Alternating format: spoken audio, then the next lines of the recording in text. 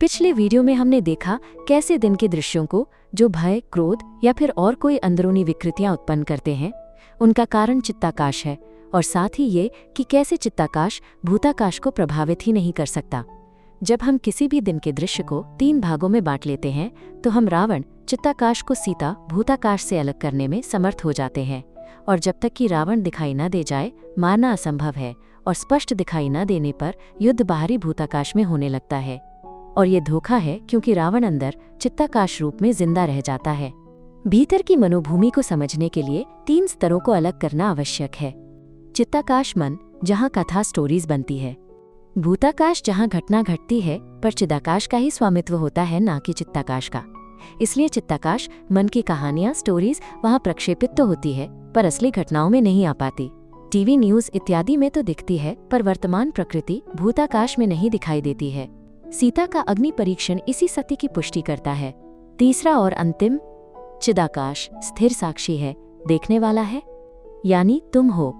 रामायण में रावण सीता का हरण करता है, पर सूक्ष्म अर्थ में रावण वास्तविकता को छू नहीं सकता, वो केवल उसकी कथा बना सकता है।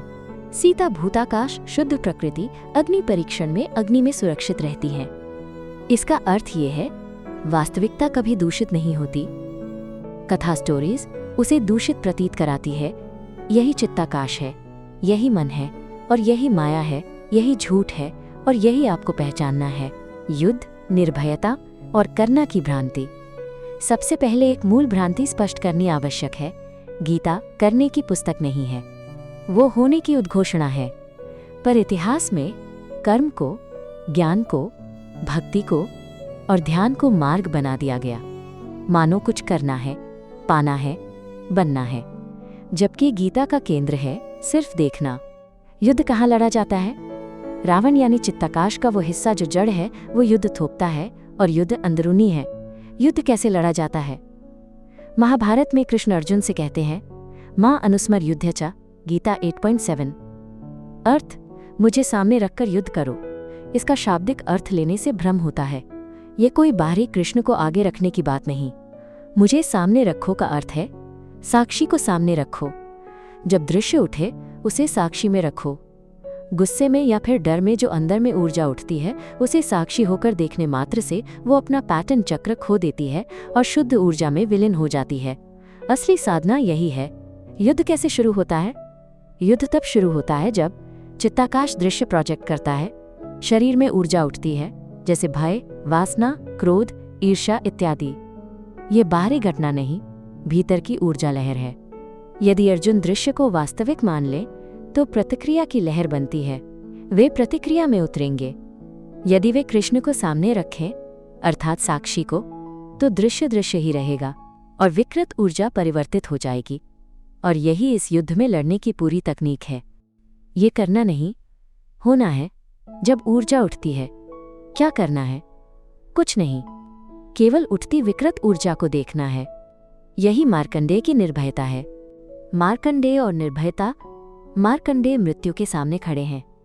यम आए, पाश डाला, उन्होंने युद्ध नहीं किया, उन्होंने भागा नहीं, उन्होंने मंत्र नहीं जपे, उन्होंने केवल शिवलिंग को पकड़ लिया, अर्थात चेतना में स्थित रहे। निर्भयता क्या है?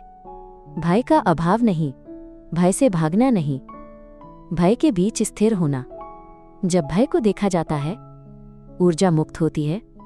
यदि भय से लड़ा जाए, ऊर्जा जकड़ती है। गीता की सबसे बड़ी गलतफहमी, गीता को 4 योगों में बांट दिया गया।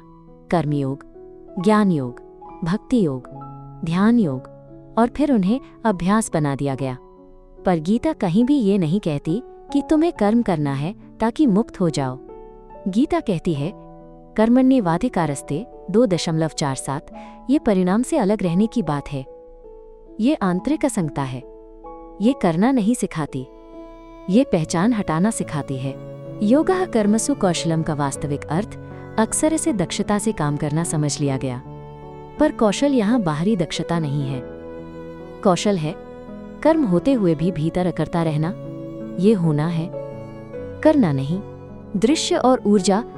चित्ताकाश दृश्य बनाता है, वो बाहर प्रोजेक्ट करता है। अपमान, भय, असफलता, हानि, भीतर ऊर्जा उठती है। यदि उस ऊर्जा से पहचान हो जाए, युद्ध शुरू। यदि उसे देखा जाए, ऊर्जा खुलती है। यही साधना है। निर्भयता कैसे आती है? निर्भयता प्रयास से नहीं आती, निर्भयता देखे जाने से आती है। जब भय को पूरी तरह देखा जाता है तो उसका केंद्र खाली मिलता है। मार्कंडेय ने मृत्यु को देखा, अर्जुन ने युद्ध को देखा, राम ने वनवास को देखा। देखना ही मुक्ति है। मुझे सामने रखो का पूर्ण अर्थ। जब कृष्ण कहते हैं मुझे सामने रखो, तो वे कह रहे हैं दृश्य नहीं, दृष्टा को सामने रखो। चित्ताकाश की छवि नहीं, चिदाकाश की स्थिरता। जब दृष्टा सामने हो तो दृश्य स्वयं हल्का हो जाता है। ये अभ्यास कैसे बनता है? पहले ये समझ है, फिर ये स्मरण है, फिर ये स्वभाव बन जाता है। जब जब ऊर्जा उठे, देखो। जब जब भय उठे, देखो। जब जब प्रतिक्रिया उठे, देखो। यही ध्यान है, यही भक्ति है, यही ज्ञान है, यही कर्म है। इन सबको अलग अलग मार्ग बना देना चित्ताकाश की चाल है। पूर्ण अद्वैत। अब तत्व देखें। दृश्य उठता है, ऊर्जा उठती है, साक्षी स्थिर है। यदि साक्षी में ठहर जाओ तो ऊर्जा मुक्त। यदि ऊर्जा से पहचान हो जाए तो कथा शुरू।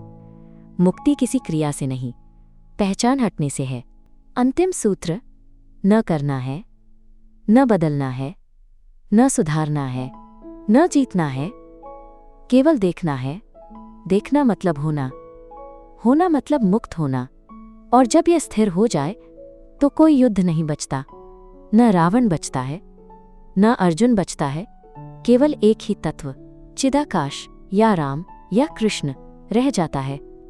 यहाँ एक समझ और जरूरी है, और वो ये है कि रावण मतलब चित्ताकाश मन का वो हिस्सा जो विरोध में है, और अर्जुन मतलब चित्ताकाश मन का वो हिस्सा जो सुन रहा है और निकलना चाहता है।